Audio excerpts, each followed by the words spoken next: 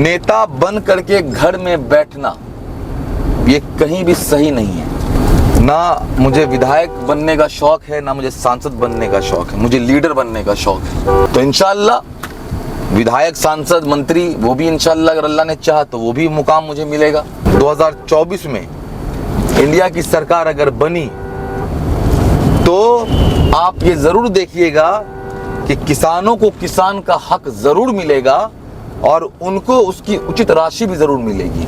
कभी कभी अफसोस भी होता है और तकलीफ भी होती है कि उसके घर में 2 वक्त का खाना नहीं बन पाता है सही से। लोग को हकीकत पता है कि ये काम किसका था, किसने करवाया।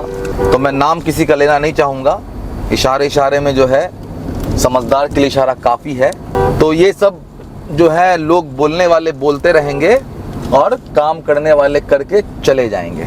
राष्ट्रीय जनता दल के वरिष्ठ नेता, युवा राजद के प्रदेश महासचिव जनाब दानिश इकबाल साहब है।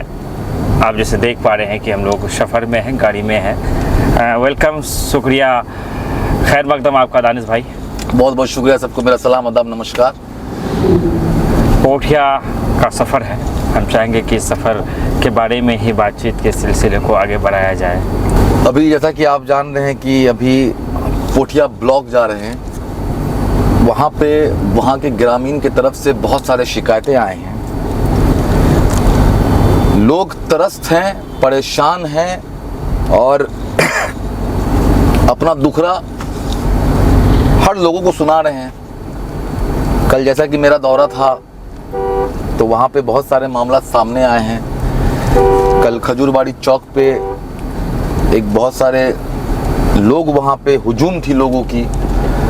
किन्हीं का शिकायत था कि 200 रुपया लेकर करके ब्लॉक में आधार कार्ड देते हैं। किन्हीं का ज़मीन का मामला था, मोटेशन को लेकर के मामला था। पैसे लेने के बावजूद काम नहीं कर रहे हैं, दौड़ा रहे हैं लोगों को, लेकिन बोलने वाला कोई नहीं है। तो मैंने कल ही जो है उस अपने क्षेत्र भ्रमण के दौरान में मैंने जितने भी वहाँ पे ग्रामीण लोग थे, चाहे वो पोठिया चौक के हों, खजूरबाड़ी के हों, कुशियारी पंचायत के हों, चिचुआबाड़ी चौक के हों, जहाँ जहाँ मेरा दौरा था, मैं वहाँ तमाम लोगों को मैंने बोल दिया, आप लोग का अगर इस मामलात को लेके कोई भी अगर आप लोगों का मसला है तो 3:30 से 4 के दरमियान आप सब लोग पोठिया ब्लॉक पहुँचिए। इंशाअल्लाह वहाँ बैठ करके बहुत सारे मामले का जो है निवारण भी होगा और ये जो पैसा उगाही जो हो रहा है नाक के नीचे, ये इंशाअल्लाह ये बंद हो के रहेगा। हम लोग जिस रास्ते पे चल रहे हैं ये पोठिया जाने वाला रास्ता है और पोठिया खास करके अवैध खनन को लेकर के काफ़ी यहाँ पे वो मामला, चाहे बालू का अवैध खनन हो या मिट्टी या इत्यादि चीज़ें, लेकिन आपको कभी अवैध खनन को लेकर हमने आवाज़ उठाते हुए नहीं देखा। इस पर बहुत कम बात करते हैं। मेरे पास जब जो मामला लेकर के आएंगे इंशाअल्लाह उस जगह पर आप मुझे डट करके खड़ा होते हुए देख पाइएगा। मेरे पास अभी तक ये अवैध खनन को लेकर के किसी का शिकायत नहीं आया, कोई मेरे पास आए नहीं। जब कोई आए नहीं, जब मेरे पास मामला आए नहीं और मैं इस चीज़ से अभी तक अवगत नहीं हूँ तो इस पे मैं क्या बोलूँगा। लेकिन अगर इस तरह का मामला हो रहा है क्षेत्र में तो बेशक जिनको शिकायत है वो ज़रूर आए हमारे सामने, उनके साथ मैं खड़ा होकर के मुकाबला करूँगा और जहाँ तक हो सके प्रशासन से भी मांग करूँगा कि इस चीज़ को बंद करना है फ़ौरन।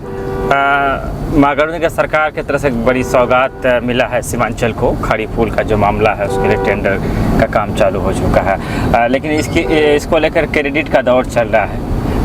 तमाम तर चीज़ें आप भी देख रहे होंगे। मैं चाहूँगा कि इस पर आप अपना दृष्टिकोण स्पष्ट करें। देखिए, काम जो करता है ना वो खामोशी से काम करके चला जाता है। बोलने वाले आपको 1000 मिलेंगे, करने वाले आपको 1 मिलेंगे। तो ये जो भी है इसमें क्रेडिट लेना जो चाह रहे हैं, लोग को हकीकत पता है कि ये काम किसका था, किसने करवाया, किसने मेहनत मुशक्कत किया। तो मैं नाम किसी का लेना नहीं चाहूँगा, इशारे इशारे में जो है, समझदार के लिए इशारा काफ़ी है।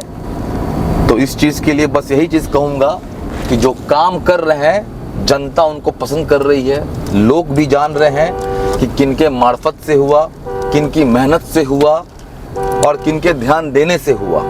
तो ये सब जो है लोग बोलने वाले बोलते रहेंगे और काम करने वाले करके चले जाएंगे। चाहे हमारा ज़िला जो किशनगंज है, किशनगंज क्या बल्कि पूरा सीमांचल और बिहारी, हम खेती पर आधारित लोग हैं। किसानों की जो हालात है आज किसी की नज़रों से छुपी हुई नहीं है। कभी हम बाढ़ की चपेट में आ जाते हैं तो कभी सूखा की जो मार है उसे झेलते हुए किसान सही से अपनी जीवन यापन को व्यतीत नहीं कर पाता है। किसानों के लिए कुछ बोलना उचित समझेंगे आप? बिल्कुल, जैसा कि मैं बताता हूँ कि कुछ महीने पहले मैंने एक वीडियो भी फेसबुक पे शेयर किया था। किसान से बातचीत के दौरान बहुत सारी बातें सामने आई। आप सीमांचली क्यों, हमारा तो हिंदुस्तानी एक हरियाली का मुल्क है, जहाँ पे एक है कि जय जवान जय किसान का नारा हिंदुस्तान में लगा। और यहाँ की जो धरती है काफ़ी उपजाऊ है और समझिए क्या कि यहाँ के अनाज देश विदेशों में जाते हैं, लेकिन जो इस खेत में अपना खून पसीना एक करके वो फसल पैदा करता है, कभी कभी अफसोस भी होता है और तकलीफ भी होती है कि उसके घर में 2 वक्त का खाना नहीं बन पाता है सही से। आने वाले वक्त में इस चीज़ पे ज़रूर आवाज़ उठाऊंगा और जहाँ तक कि जो है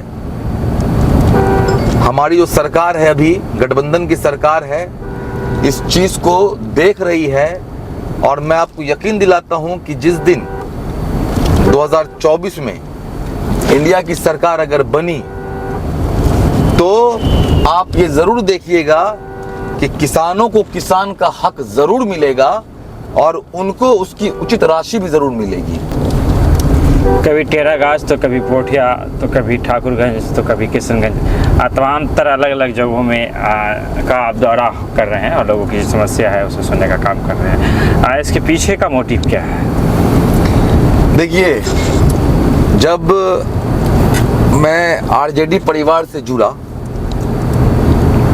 तो मेरा ऐसा कोई मोटिव नहीं है या मेरा ऐसा कोई सोचना नहीं था, लेकिन जब आप किसी को एक जिम्मेदारी अगर देते हैं तो उस जिम्मेदारी को जस्टिफाई करना फिर आपका फर्ज बन जाता है। मुझे प्रदेश का महासचिव बनाया गया ये कह करके कि मैं क्षेत्र में देखूं, क्षेत्र में क्या क्या समस्याएं हैं उस चीज़ से अवगत अपने शीर्ष नेतृत्व को करा सकूं, इनकी आवाज़ को वहां तक ले जा पाऊं और जहां तक हो सके इनकी मदद मैं कर सकूं।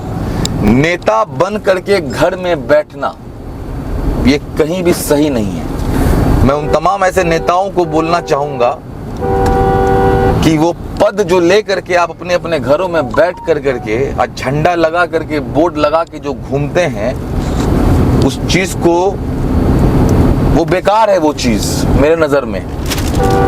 और उसी झंडे को, उसी बोर्ड को अगर आप क्षेत्र के कामों में अगर आप यूज़ करते हैं तो आपका मान सम्मान भी बढ़ेगा, आपकी पहचान भी बढ़ेगी और आवाम आपसे जुड़ेंगे और मोहब्बत भी करेंगे।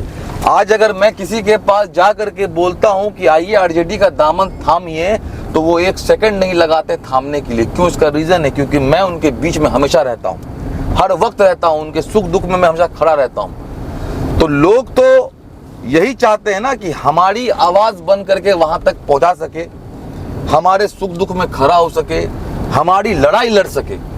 उनका मेन मकसद यही होता है। तो आप अगर किसी को भी जिम्मेदारी अगर देते हैं तो उस जिम्मेदारी का आपको जो है पूरी तरीके से पालन करना आवश्यक है। और अगर नहीं कर सकते हैं तो आप उस पद को ग्रहण भी मत कीजिए और आराम से घर में एसी रूम में जाकर के सो जाया कीजिए। हाँ, हम लोग पहुंच चुके हैं पोठिया से पहले जो चौक है आज़ाद नगर। आखिर में आपसे हम जानना चाहेंगे कि क्या हम ये कयास लगा सकते हैं, ये उम्मीद कर सकते हैं कि आने वाले वक्त में आप भी चाहे विधायक हो या सांसद हो, जो भी हो, किसी पद पर आप चुनाव लड़ने वाले हैं? देखिए, अल्लाह के फजलो करम से अल्हम्दुलिल्लाह ख्वाहिश सबकी होती है, बहुत सबकी अपनी अपनी ख्वाहिश होती है। मेरी ख्वाहिश किसी पद को लेकर के सीमित होना नहीं है। ना मुझे विधायक बनने का शौक है, ना मुझे सांसद बनने का शौक है, मुझे लीडर बनने का शौक है। और मैं अपना दायरे को कहीं एक जगह जाके सीमित नहीं करना चाहता। मेरा मकसद बस यही है कि मैं आवाम की खिदमत कर सकूं, उनके काम में आ सकूं, और अगर अल्लाह ने चाहा और यहाँ की आवाम ने अगर चाहा, लोगों का प्यार जिस तरह से मुझे मिलता है, दुआ जिस तरह से मुझे मिलती है, तो इंशाअल्लाह विधायक, सांसद, मंत्री, वो भी इंशाअल्लाह अगर अल्लाह ने चाहा तो वो भी मुकाम मुझे मिलेगा। आज़ाद नगर में हम हैं आज, पोठिया के दौरे पे हैं हम लोग, और बहुत सारी खबरें होगी जिसे हम जुटाने का प्रयास करेंगे। अंत में दानिश इकबाल साहब हम जानना चाहेंगे, आज़ाद नगर का जो नाम पड़ा है, मेरी जानकारी के मुताबिक हमारे जो सांसद हैं उनके वालिद मोहतरम मरहूम आज़ाद साहब के नाम से हैं। इसके बारे में कुछ जानकारी है आपको? जी जी, मुझे इनके बारे में बिल्कुल जानकारी है। ये छतरगाछ, इसको छतरगाछ के नाम से ये मशहूर था। फिर जो है हमारे जो किशनगंज के जो माननीय सांसद महोदय हैं, उनके वालिद मोहतरम के नाम से ये नाम यहाँ का रखा गया है, और उन्हें बिहार का शेर भी कहा जाता था। इसके बारे में इतनी ही मुझे जानकारी है। चलिए, पोठिया में और क्या कुछ हमें देखने को मिलता है, हम चाहेंगे कि दूसरे वीडियो में हम तमाम तर चीज़ों को आपके बीच लाएंगे। इसके लिए थोड़ा सा आप इंतज़ार करें। दानिश इकबाल साहब से रास्ते में हमारी मुख्तसर सी गुफ्तगू थी। हम चाहेंगे मर्यादित भाषा में, सभ्यता में रहकर शालीनता के साथ आप दोनों की बातचीत का जो सारांश निकलता है उसे आप कॉमेंट में बैठ कर सकते हैं। धन्यवाद, शुक्रिया।